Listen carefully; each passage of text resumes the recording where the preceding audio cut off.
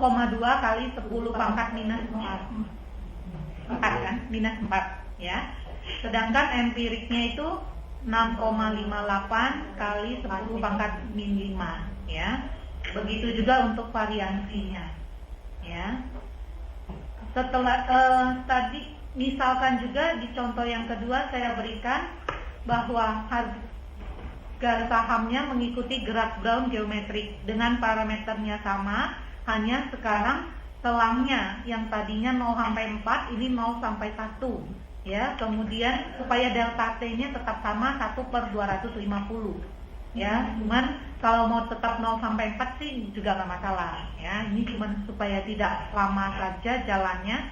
Volatilitasnya masih sama, mu-nya juga sama ya.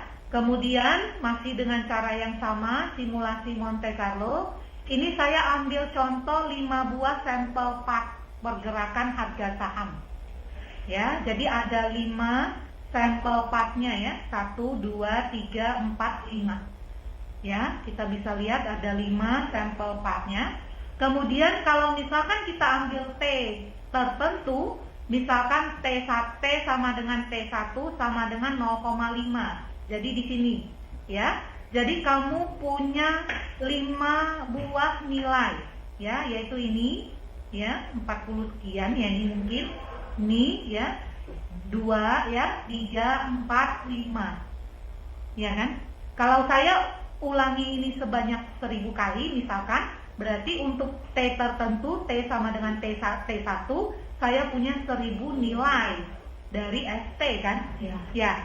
Nah dari nilai-nilai tersebut ya, saya buat histogramnya ya.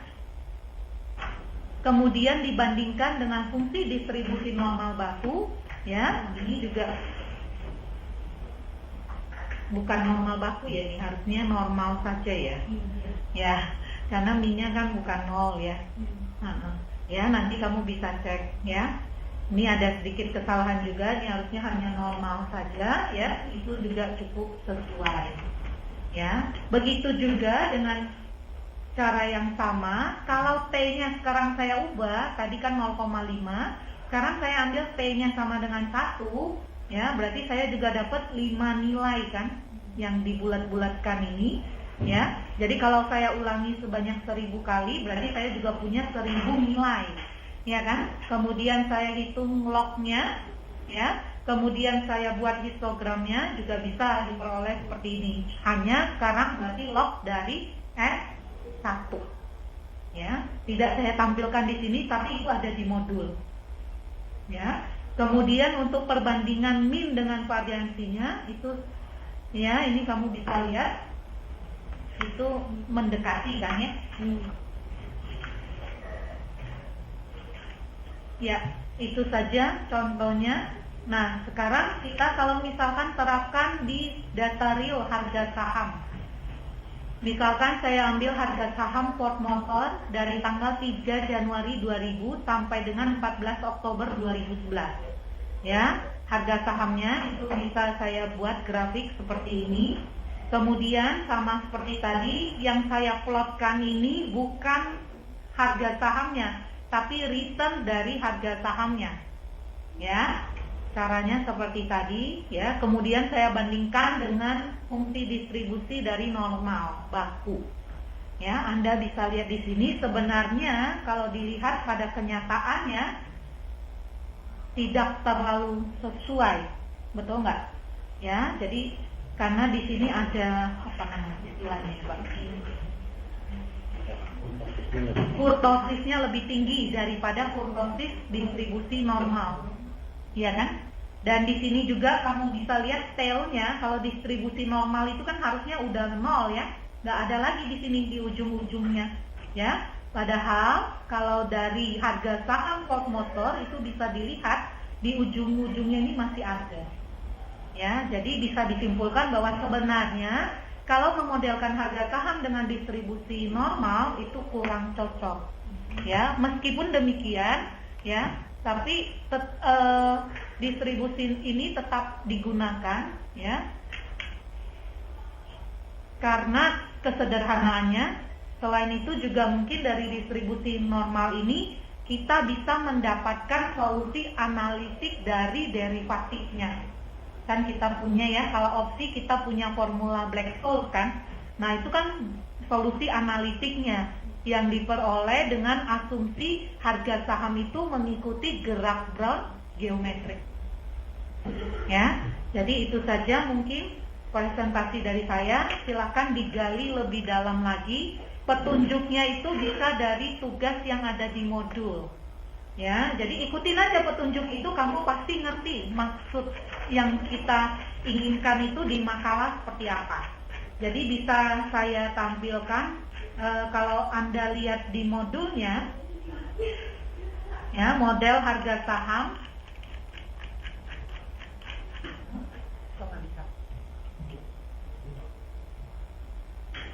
Mungkin sambil saya buka ini ada pertanyaan.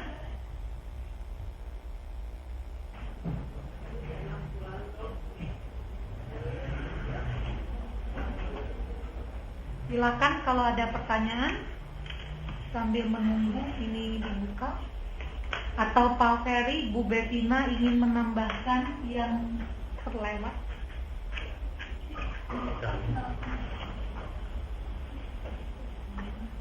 Lagi mikir nih anaknya.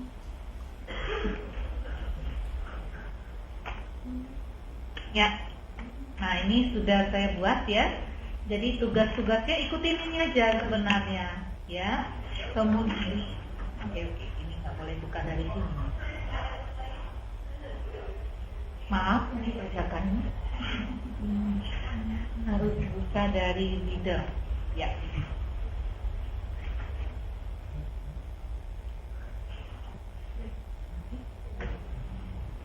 Oke, dari sini aja ya.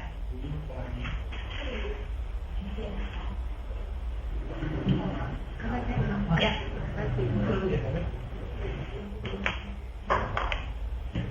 Jadi kalau kamu bisa lihat dari tugas yang ada di modul ya, nomor 1 tadi saya sudah memberikan penjelasan. Jadi tujuannya itu kami ingin melihat apakah Anda mengerti apa yang dimaksud dengan proses Markov. Ya, jadi Anda cari lagi proses stokastik lain yang merupakan proses Markov. Bu Erwina, ya. Tolong di zoom dikit lagi dong. Oh iya. Ya. Oh, sudah. Sudah. Terlalu ini ya mungkin. Coba ya. Bisa ya, dah. Ya. Ya, jadi tujuannya nomor 1 itu kira-kira seperti itu. Ya. Kemudian, nah ini pertanyaan yang tadi itu, kok bisa ya perubahan harga saham selama 1 tahun itu berdistribusi normal baku? Kemudian perubahan harga sahamnya selama 2 tahun jadinya berdistribusi normal dengan min-nya 0 dan simpangan bakunya akar 2. Ya, itu tadi itu ya, kamu cari kok bisa ya seperti itu. Ya. Kemudian berikan penjelasan. Nih, yang tadi nih ya. Kalau kemarin di forum minggu pertama Anda belum cari ya. Nah, ini sekarang harus nyari nih sampai ketemu. Kenapa sih yang dimaksud dengan ekspektasi persentase return harga sahamnya itu tidak bergantung pada harga saham? Ya, mungkin Anda bisa memberikan penjelasan lewat contoh, ya. Logikanya kira-kira apa gitu, ya. Kemudian ya di nomor 4. Misal model harga saham mengikuti PDS seperti ini, lalu berdasarkan lema itu bisa saya dapat PDS seperti ini. Ya, buka-buka lagi itu modulnya yang mengenai Brownian motion, itu ada di situ. Ya. Kemudian ya cari solusinya. Ya, tadi kita sudah memodelkan harga sahamnya seperti ini, lalu untuk mencari solusinya kita gunakan dulu lema itu sehingga kita dapat PDS-nya seperti ini. Dari PDS ini itu akan bisa dicari solusi analitiknya. Ya, jadi masih nyambung nomor 4 dengan nomor 5. Nah, lalu yang nomor 6 ini nih, ya. Tadi kan saya hanya memberikan gambar-gambarnya ya. Kamu bikin sendiri programnya. Kok bisa ya jadinya misalkan gambarnya seperti ini. Ya, membandingkan histogram dari log return-nya dengan distribusi normal. Ya. Ikutin saja petunjuk yang diberikan. Jadi maunya hasilnya itu seperti yang saya gambar satu, ya. Cuman ini parameternya saya ubah. Mungkin ini parameternya juga nggak harus begini ya. Iya, kamu ubah-ubah aja sendiri nggak masalah, ya. Kalau semuanya membuat seperti ini, S0-nya 100 gitu kan nanti, wah gambarnya sama-sama deh, ya. Kamu ubah-ubah saja sendiri parameternya, nggak masalah, ya. Hanya permintaannya saya maunya gambar 1 gitu ya, kemudian gambar 3, lihat gambar 5 atau 6 ya, kemudian lihat tabel 2 ya. Nah dari situ nanti kamu bisa menyimpulkan apa, analisanya, diskusinya seperti apa ya. Kemudian yang nomor 7 nih, nah kamu cari aja data real harga saham ya, minimum untuk 5 tahun ya. Jadi jangan yang terlalu singkat, Januari 2011 sampai misalkan Oktober 2011, baiknya sih jangan. Ya, ambil yang 5 tahun, misalkan dari 2000 sampai 2005, minimum ya itu ya. Kalau mau 10 tahun silakan. Ya, kamu cari saja datanya, kemudian kamu hitung returnnya, log returnnya ya.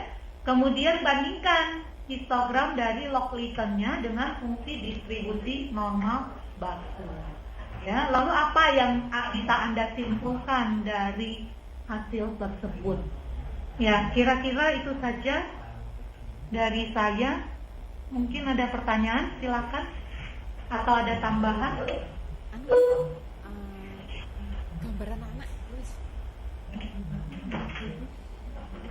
Kalau parameternya kan tentukan sendiri, jadi silakan pilih tapi yang realistis, karena kalau tidak realistis nanti gambarnya jadi kacau. Jadi contohnya misalkan apa?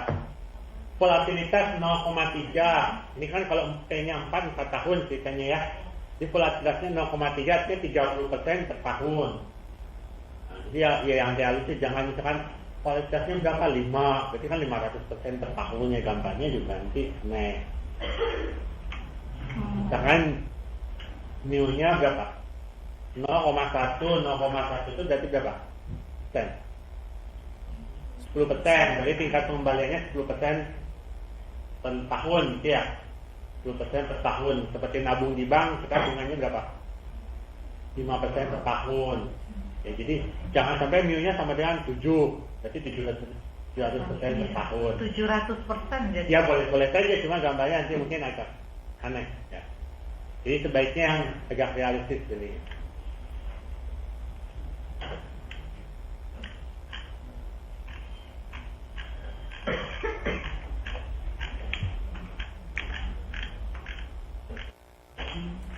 Ya, mungkin tugas ini hanya sebagai petunjuk ya. Kalau Anda bisa menggali lebih dalam lagi, ya itu pasti akan jadi nilai lebih lagi gitu loh. Ya, tapi kalau kurang dari tugas ini gimana Pak? Ya semakin baik, lengkap semakin baik. Semakin lengkap semakin baik, itu udah pasti ya.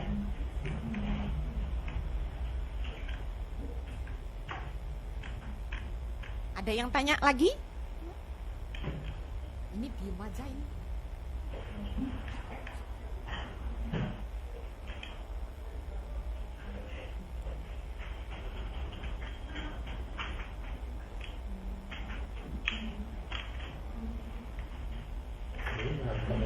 Kalau dia bisa Mariam aja. Iya.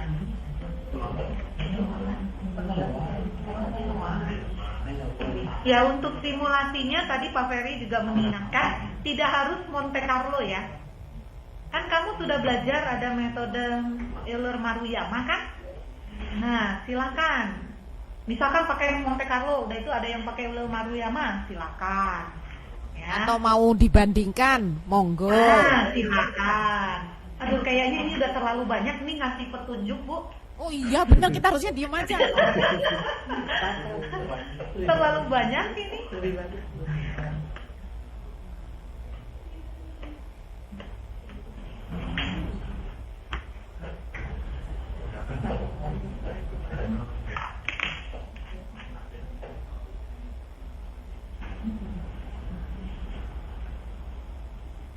Ada pertanyaan?